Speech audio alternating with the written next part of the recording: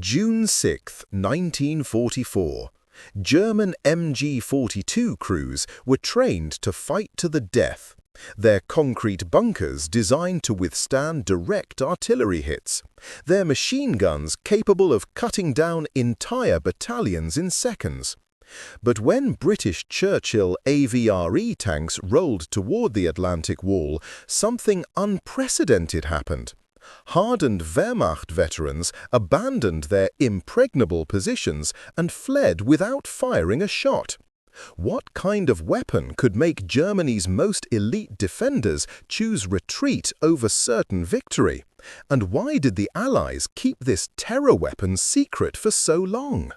Before we jump back in, tell us where you're tuning in from, and if this story touches you, make sure you're subscribed, because tomorrow I've saved something extra special for you. The cold morning air along the Normandy coast carried the smell of salt and damp concrete on June 4, 1944. Franz Müller pressed his eye against the metal sight of his MG-42 machine gun and watched grey waves crash against the beach obstacles below. He had been in this pillbox for 8 months now, and he knew every inch of its thick concrete walls. 6 feet of reinforced concrete surrounded him on all sides. The narrow firing slit in front of him was barely wide enough for his machine gun barrel to poke through. This was his fortress, and he believed nothing could break it. Franz was 32 years old and had been fighting since Poland in 1939. His loader, Klaus, was only 19, but had steady hands and never panicked. Heinrich, their spotter, was 24 and could identify Allied aircraft types from 2 miles away. They were a good crew. They trusted each other. More importantly, they trusted their position. The German High Command had spent 3 years building the Atlantic Wall, a chain of concrete bunkers and gun positions stretching from Norway to Spain.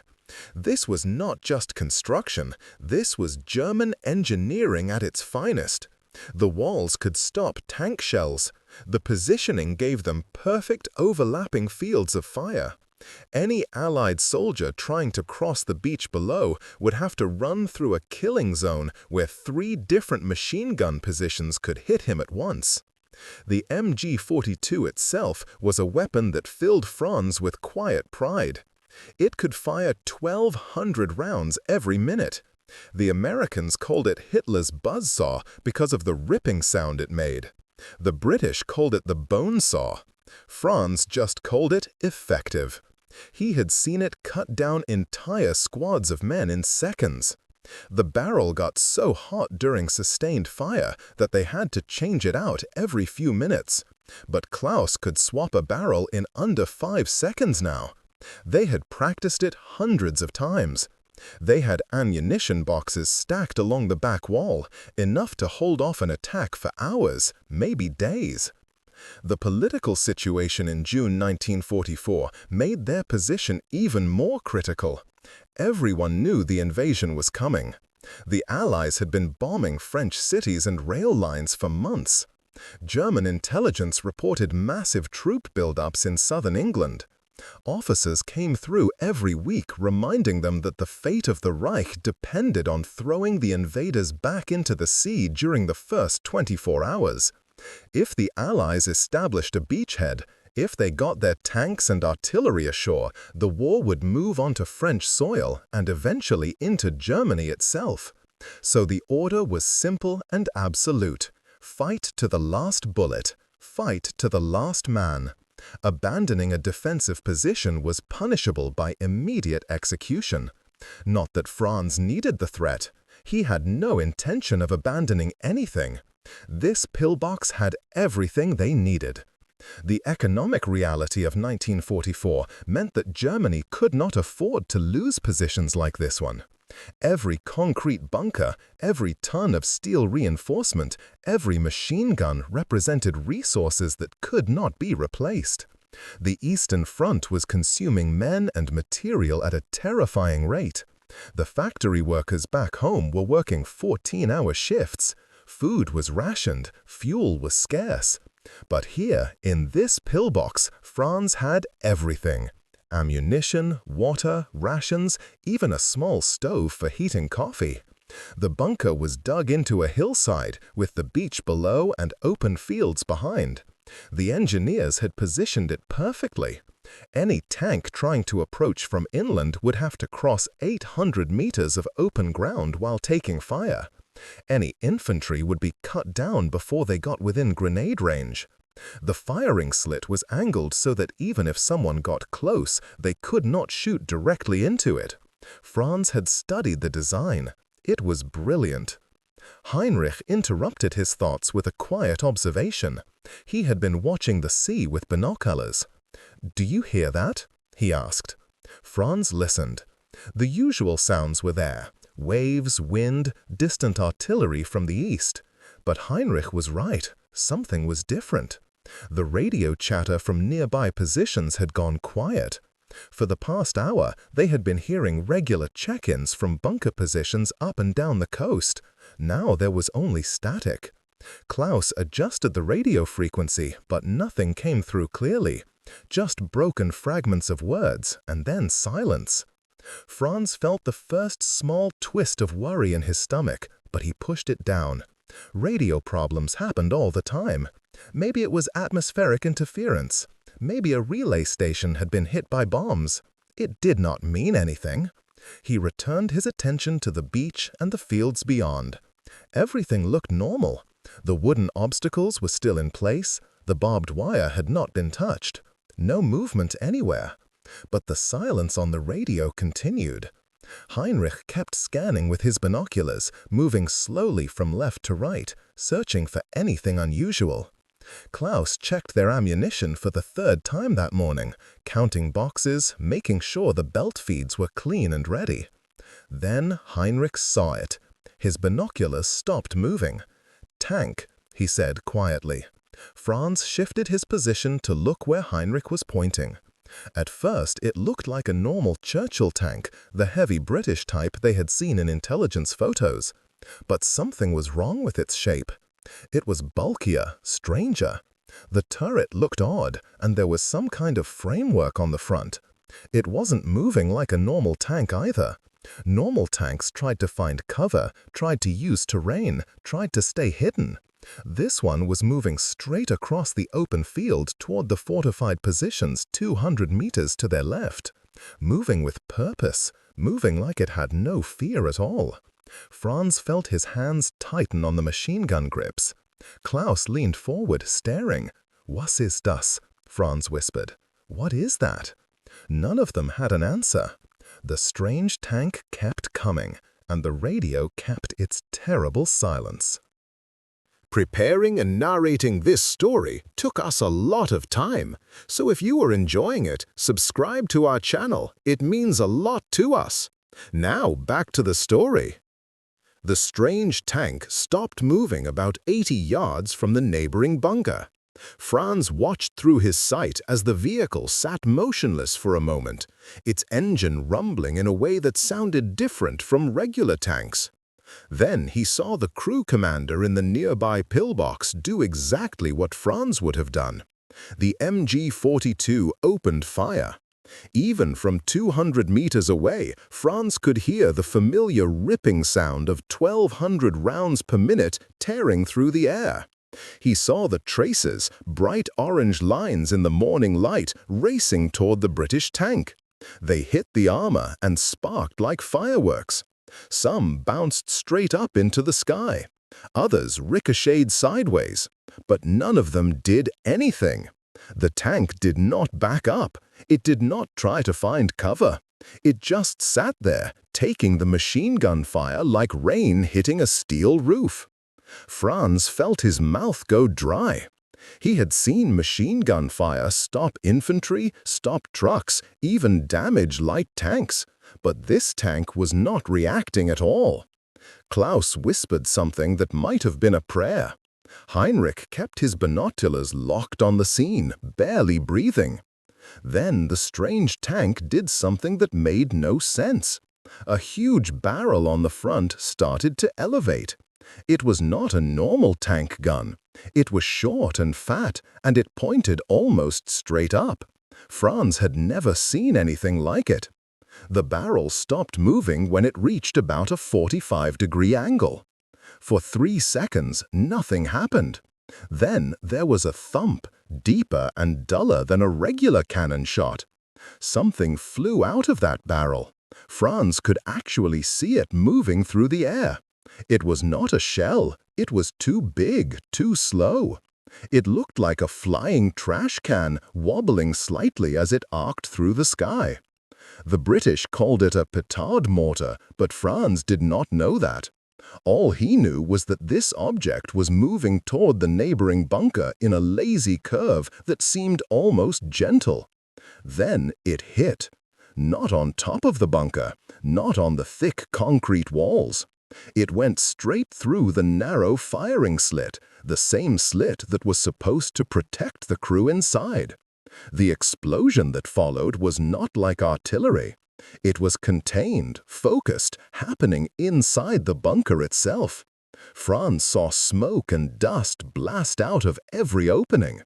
The concrete walls shook. Pieces of the roof cracked and fell.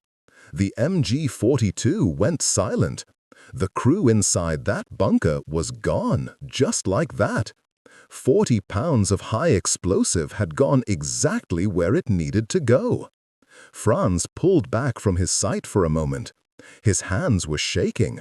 That bunker was identical to his. Same walls, same design, same firing slit. If that tank turned toward them, the same thing would happen. Klaus was staring at him, waiting for orders, waiting for Franz to tell him what to do. But Franz had no orders. He had no training for this. No one had told him that tanks could shoot into bunkers. No one had told him that concrete walls meant nothing if the enemy could put a bomb through your firing slit. Heinrich made a small sound and pointed to the right. Another one of those strange tanks was approaching, but this one looked different. It had an enormous bundle of logs and branches strapped to the front, held together with chains. The bundle was as big as a small house. The tank drove straight toward an anti-tank ditch, one of the deep trenches dug to stop armor from advancing. Franz had walked past that ditch 100 times. It was 12 feet deep and 15 feet across. No tank could cross it. That was the whole point. But when the British tank reached the edge, it did not stop. The front of the tank tilted down into the ditch, and then the whole bundle of logs dropped off and fell into the trench. Just like that, the tank had built its own bridge. The massive log bundle filled the ditch perfectly. The tank backed up, then drove forward again, crossing over the logs as if the anti-tank ditch had never existed. 2 more tanks followed behind it, regular Shermans that would have been stopped completely if not for the engineer tank that came first. Franz watched obstacles that took German workers weeks to dig and get defeated in 30 seconds.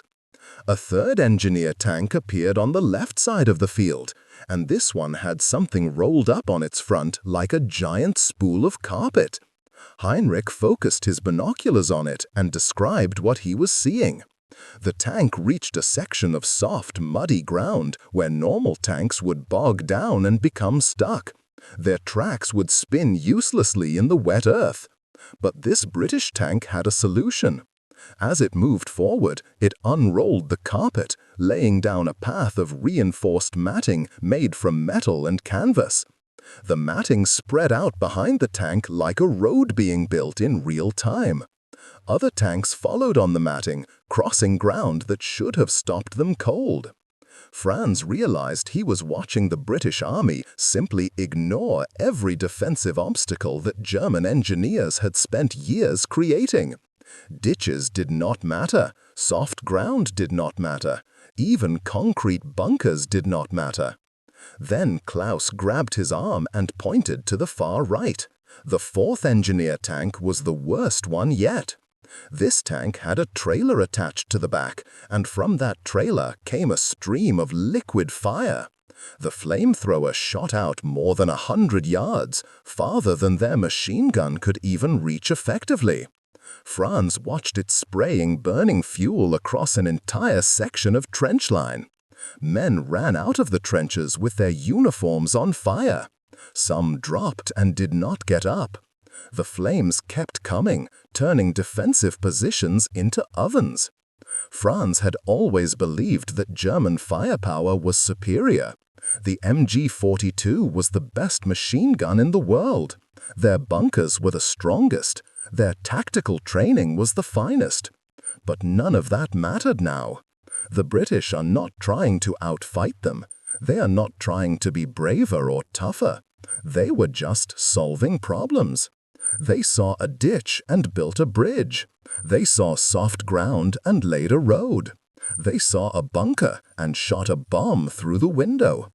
Every problem had a solution, and every solution came in the form of a strange tank that looked ridiculous but worked perfectly.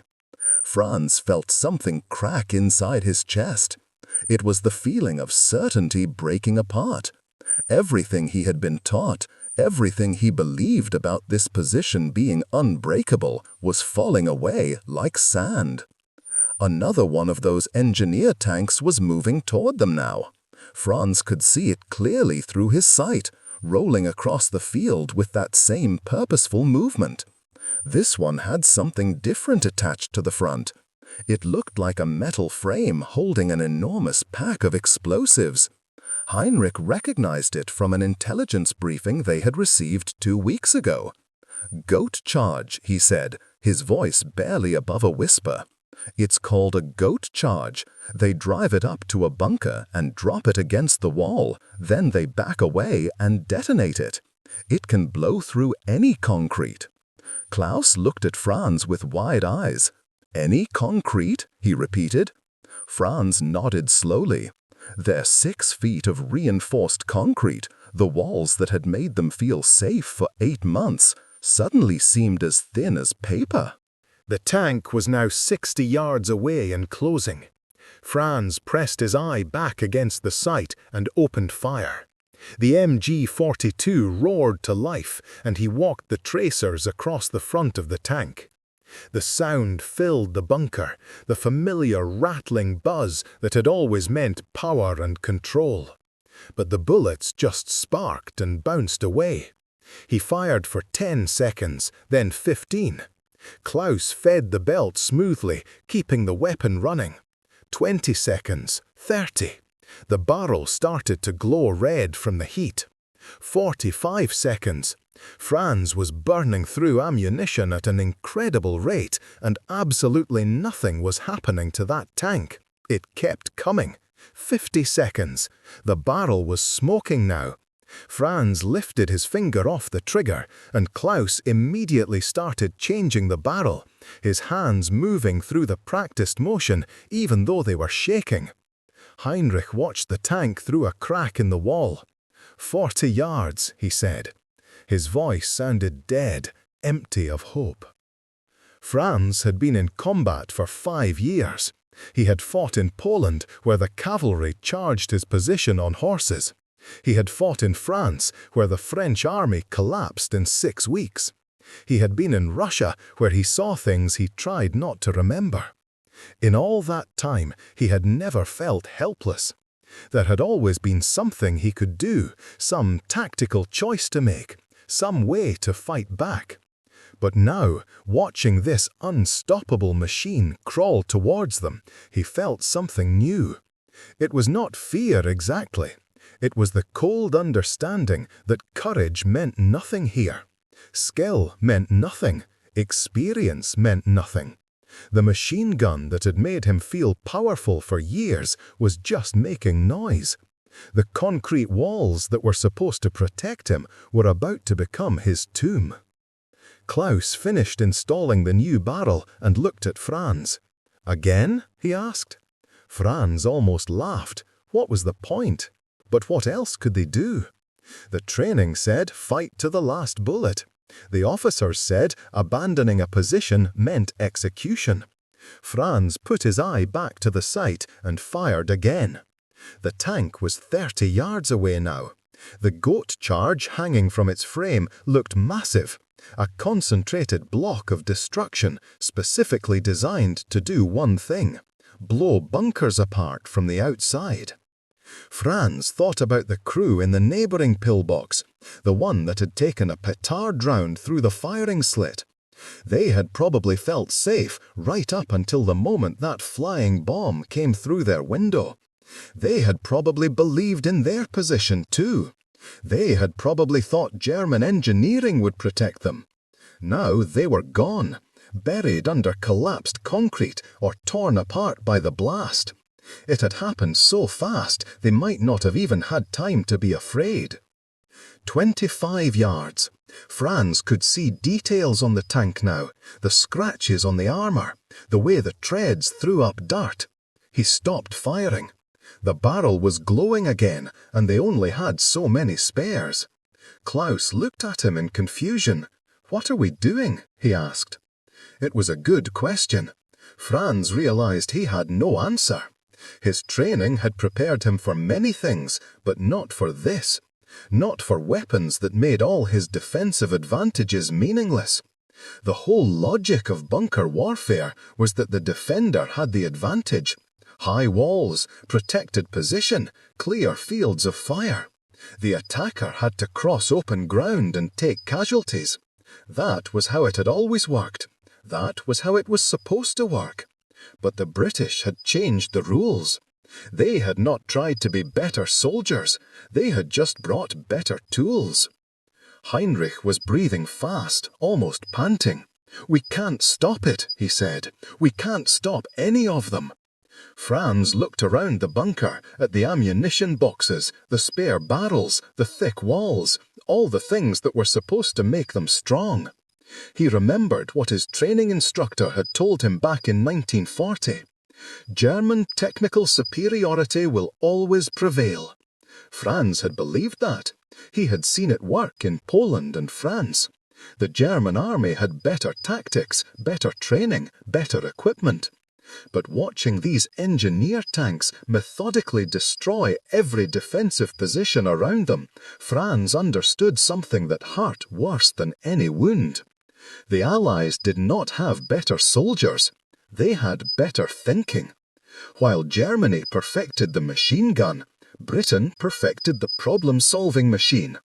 While German engineers made thicker concrete, British engineers made bigger bombs that could shoot through windows. It was not about courage or fighting spirit. It was about one side asking better questions. The German question was, how do we kill more enemies? The British question was, how do we get past the defences? One was about fighting. The other was about winning.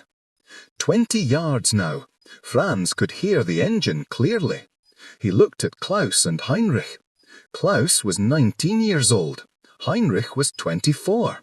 Franz was 32. None of them had ever run from anything.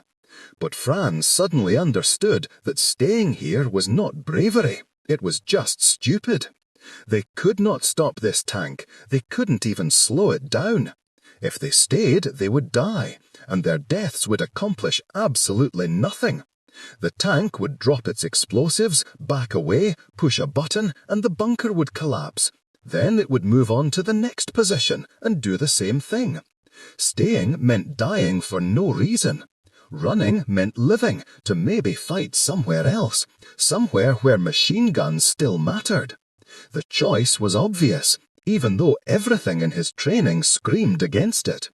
Franz made a decision that 5 years of propaganda had told him was impossible. "Raus," he said quietly. Klaus stared at him. "What?" Franz said it louder. "Raus! Out! We're leaving! Now!" They ran through the back entrance of the bunker just as the British tank reached the front wall. Franz did not look back. They sprinted across open ground toward a tree line 200 yards away, expecting bullets to hit them at any moment. But no one shot at them. The British were not interested in 3 running men. They were interested in destroying fortifications. Franz heard the thump of the tank backing away, then a massive explosion that knocked him forward onto his knees.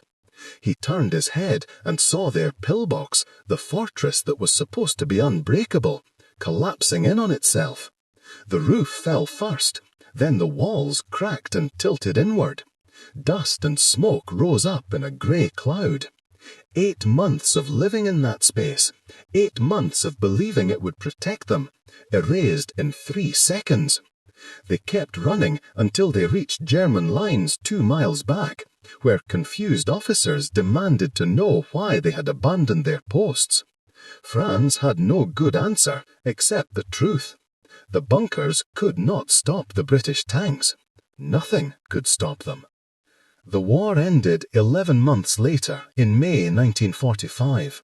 Franz surrendered to American forces in southern Germany and spent 8 months in a prisoner of war camp before they released him in January 1946. He walked home to find his city mostly destroyed by bombing. His apartment building was still standing, but had no windows and no roof. His wife had moved in with her sister in a town 30 miles away. When he finally found her, she barely recognized him. He had lost 40 pounds and his hair had gone mostly grey. She asked him what the war had been like. He told her about the pillbox and the AVRE tanks, and she listened quietly. Then she told her about the bombing raids and the hunger and the children who froze to death in the winter of 1945. They had both seen things that were hard to explain. After a few weeks, they stopped talking about the war at all. Franz found work in 1947 as a construction labourer. Germany needed to rebuild everything. Whole cities had to be reconstructed from rubble. He learned how to mix concrete, how to pour foundations, and how to frame walls. The work was hard and the pay was terrible, but it was work. By 1950, he had learned enough to become a supervisor on construction sites. He was good at it. He understood structures and materials. He knew how to read plans and organize work crews. But every time he poured a concrete foundation, every time he built a wall, he remembered that pillbox in Normandy. He remembered thinking those walls would protect him forever. He remembered how wrong he had been. Concrete was strong, but it was not permanent. Nothing was permanent. That was the lesson the AVRE tanks had taught him, even if he had not understood it at the time. In 1953, Franz was supervising the construction of an apartment building in Hamburg when a British man joined the crew as an engineer consultant. His name was Robert Fletcher, and he spoke decent German. They worked together for 3 weeks before Franz noticed the tattoo on Robert's forearm, a military unit insignia. Franz asked him about it during a lunch break. Robert explained that he had been part of the 79th Armored Division during the war. They called themselves Hobart's Funnies, named after the general who created all the specialized engineer tanks. Franz felt his chest tighten. "You were an AVRE crew?" he asked. Robert nodded. "Churchill AVRE, Normandy and Holland." Franz was quiet for a moment. Then he said, "We called you something else. We didn't have a name for you. We just called you the tanks we couldn't stop." Robert looked at him carefully. "You were in the bunkers?" Franz nodded. "Normandy coast, June 6th. I had an MG-42. Robert set down his sandwich. "I'm sorry," he said. Franz shook his head. "Don't be sorry. You were doing your job. We were doing ours. You just did it better." They sat in silence for a while. Then Franz asked the question that had been in his mind for 9 years. Why did it work? The MG-42 could fire 1,200 rounds every minute. Your Petard fired once every 4 minutes. So why did you win? Robert thought about it. "Because we weren't trying to kill faster," he finally said. "We were trying to think better. Every defensive problem you had, we tried to solve it before we got there.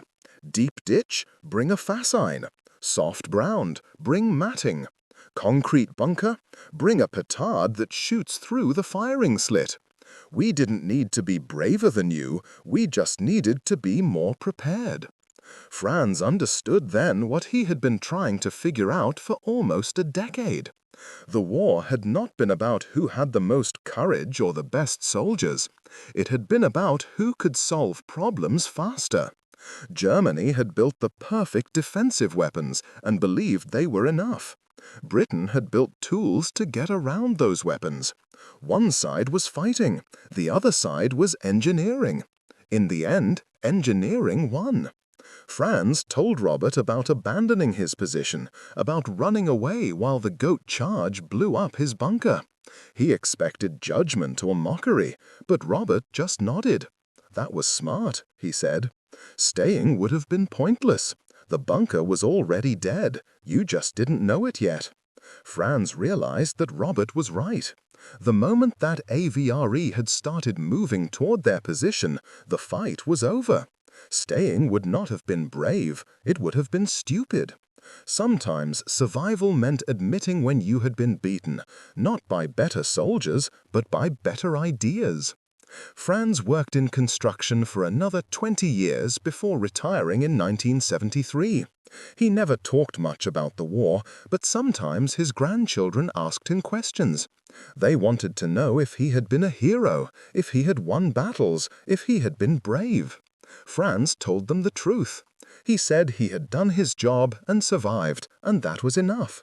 But once his oldest grandson asked him what the scariest moment of the war had been. Franz thought about artillery barrages and air raids and the long winter in Russia. But the answer that came to his mind was different. The scariest moment, he said, was when I realized that everything I believed about being strong was wrong. I thought thick walls made you safe. I thought powerful weapons made you unbeatable. But then I met an enemy who didn't care about any of that. They just found ways around it. That's when I learned that real strength isn't about what you have. It's about how fast you can change when what you have stops working. His grandson didn't really understand, but Franz didn't expect him to. Some lessons only made sense after you had lived through them. The AVRE tanks had taught Franz that adaptability mattered more than firepower, that solving problems mattered more than fighting hard, and that sometimes the smartest thing a soldier could do was run away and live to understand what had just happened. Those were not lessons they taught in training, but they were the lessons that mattered most. Up next, you've got 2 more standout stories right on your screen. If this one hits the mark, you won't want to pass these up. Just click and check them out. And don't forget to subscribe and turn on the notification bell so you don't miss any upload from us.